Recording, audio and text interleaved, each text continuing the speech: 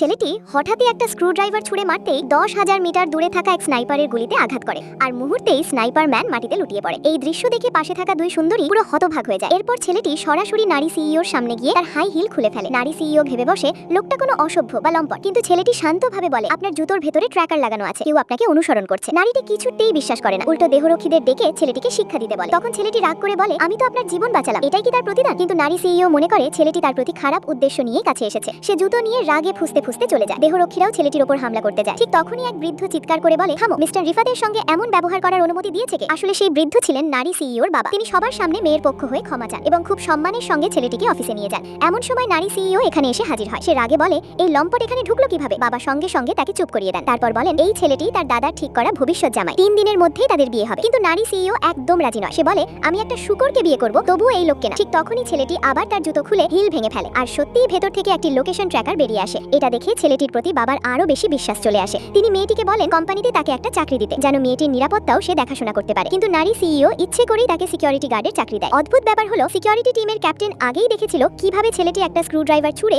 স্নাইপারকে মেরেছিল, তাই ছেলেটিকে দেখেই সম্মান করতে শুরু করে। ঠিক তখনই লম্বা এক সুন্দরী নারী এসে হাজির হয়। সে সবার সামনে বলে আমি গর্ভবতী। ছেলেটি হতবাক হয়ে জিজ্ঞেস করে তাতে আমার কি? মেয়েটি জবাব দেয় কারণ বাচ্চাটা তোমার। আসলে আগের দিন ডেলিভারি বয়ের ছদ্মবেশে থাকা ছেলেটিকে এক হাসপাতালে পরীক্ষা করা হয়েছিল। সেখানে ডাক্তাররা তার শরীরে 17টা গুলির টুকরো খুঁজে পায়। তখনই মেয়েটি বুঝে যায় সে কোনো সাধারণ মানুষ নয়, বরং ভয়ঙ্কর এক হিরো। অন্যদিকে মেয়েটিকে জোর করে এক ধনী পরিবারের ছেলের সঙ্গে বিয়ে দিতে চাইছিল, তাই সে ছেলেটির সাহায্য নিতে আসে। ছেলেটিও তার প্রতি অবস্থা অনুভব করে সাহায্য করতে রাজি হয়ে যায়। কয়েকদিন পর নারী সিইও তার বান্ধবীর সঙ্গে এক ব্যবসায়িক পার্টিতে যায়। সেখানে শক্তিশালী এক ধনী পরিবারের ছেলেকে দেখেই সে চলে যেতে চায়, কারণ সে জানতো লোকটা ভালো না। কিন্তু বান্ধবী বলে ও তোমাকে অনেক পছন্দ করে, ওই গরিব সিকিউরিটি গার্ড তোমার যোগ্য না। নারী সিইও কিছু না বলেই চলে যেতে চাইলে ধনী ছেলেকে তার হাত চেপে ধরে। ঠিক তখনই ছেলেটি এখানে এসে হাজির হয়। সে ঠান্ডা গলায় বলে আমার স্ত্রীর গায়ে হাত দেওয়ার সাহস কিভাবে হলো তোমার? ধনী ছেলেটি হেসে বলে একটা সিকিউরিটি গার্ড এই জায়গায় ঢোকার সাহস পেল কিভাবে? এরপর সে ছেলেটিকে অপমান করে আর হাঁটু গেড়ে ক্ষমা চাইতে বলে। কিন্তু ছেলেটি ক্ষমা চাওয়া তো দূরের কথা, উল্টো বলল একটা কথা মনে রাখো, মৃত্যুর যন্ত্রণা কেমন হবে সেটা তুমি আজকে বলতে পারবে, তোমার সময় শেষ।